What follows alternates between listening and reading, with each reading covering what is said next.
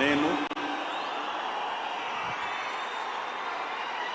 కొణిదెల పవన్ కళ్యాణ్ అనే నేను